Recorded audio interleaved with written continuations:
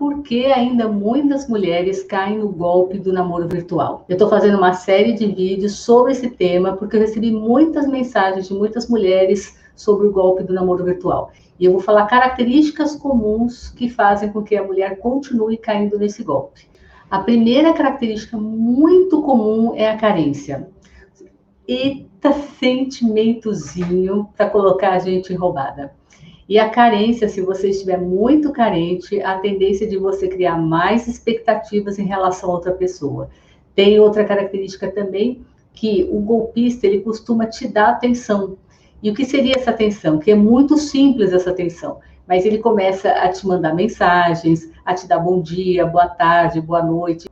Isso vai ser um motivo suficiente para que você já crie um vínculo forte com a pessoa. Então, de repente, você está lá muito carente, conhece alguém na internet e essa pessoa passa a te dar uma atenção que você confunde essa atenção com paixão. E mistura todos os sentimentos. Então, a pessoa ela vai lá de manhã, no dia seguinte, manda oi, minha linda, oi, minha princesa, coloca sempre acompanhado de um adjetivo. Mulheres que eu atendo aqui no consultório, elas já sabiam desse golpe e mesmo assim caíram no golpe. Então, não é tão simples assim. Então, essa característica principal que eu citei, a carência, é um start, né? É um ponto inicial. E a pessoa, o golpista, ele percebe isso, que você está carente, e começa a te dar uma atenção muito maior. E essa atenção faz com que você misture os seus afetos, os seus sentimentos, acreditando que o outro é a pessoa certa, é o príncipe encantado, que nenhum homem te deu tanta atenção como ele está te dando, que ele é diferente. Gente, isso é muito simples. É só você pegar um celular, mandar lá bom dia, boa tarde, minha linda, minha princesa, sentir sua falta, ficar mandando torpedos. Ai, torpedo é antigo, né? Ficar mandando o WhatsApp e a pessoa, ela tá ali. Outra característica importante é a ingenuidade. Então, a mulher começa a acreditar em tudo que a outra pessoa fala. Então, tem uma certa ingenuidade e uma falta de diálogo na família. O que eu quero dizer com isso?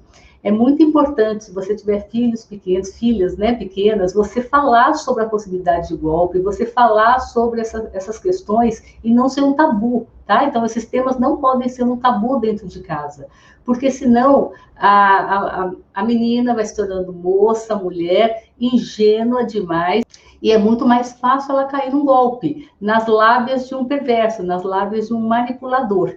Então, a ingenuidade e a falta de diálogo dentro de casa são características importantes também, que fazem com que a mulher caia nesse golpe com frequência.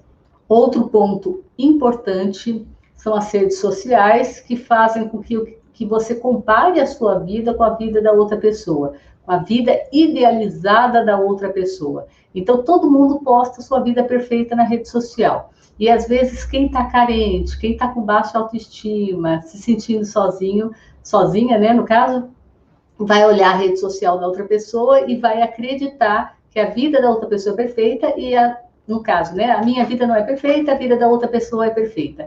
Então, você começa a criar um sentimento de inferioridade, se comparando com outras pessoas, e aí você tem a possibilidade de conhecer alguém e de criar aquela vida idealizada, né? Então, você quer ter uma vida igual da sua amiga, da sua prima, de alguém que você conhece, e você dá abertura para essa possibilidade de uma vida idealizada.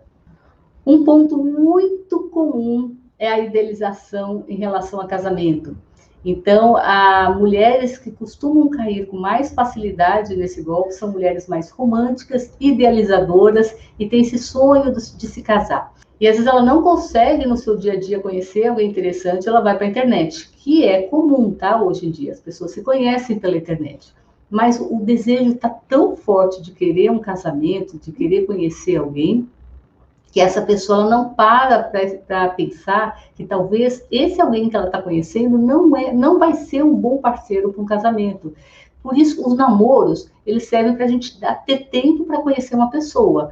Mas o que eu vejo, o que eu percebo, uma característica comum nas mulheres mais ingênuas, mais idealizadoras, é que elas colocam essa idealização na personalidade da outra pessoa. Então, nem dá tempo de conhecer e já acredita que essa é a pessoa certa para casar. Então, tem muitas questões que são internas da própria mulher, nessa questão de idealizar, criar expectativas e colocar essas expectativas na outra pessoa.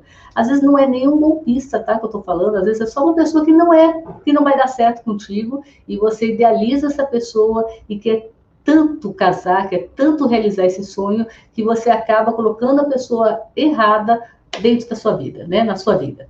Outro ponto são as decepções frequentes na vida amorosa. Quem aqui nunca teve uma decepção na vida amorosa? Eu tô para ver alguém que não teve, eu até brinco com meus pacientes. Acho que vida perfeita só existe no comercial de margarina.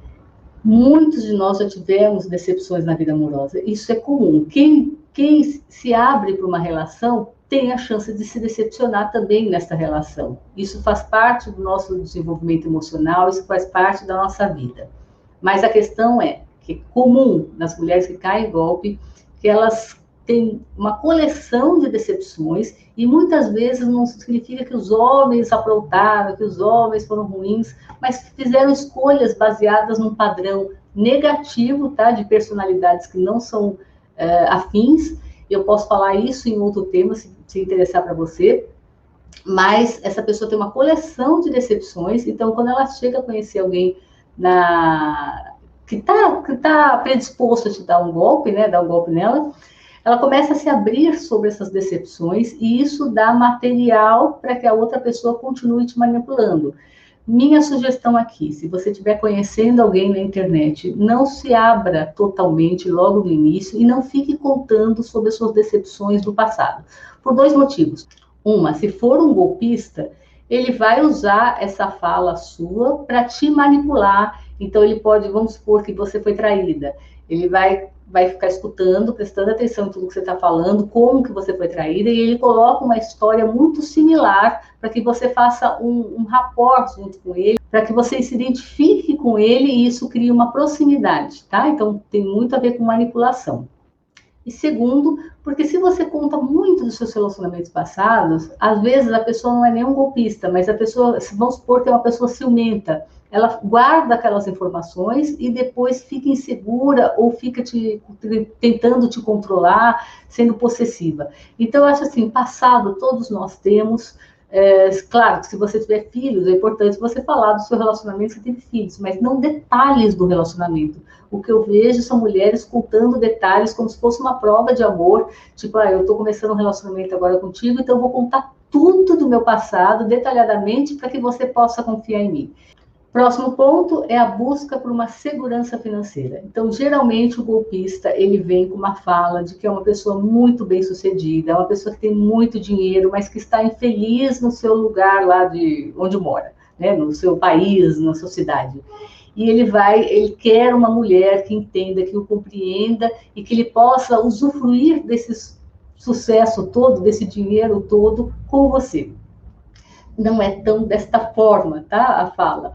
Mas, geralmente, eles colocam o sucesso para que eles fiquem mais atrativos para outra pessoa.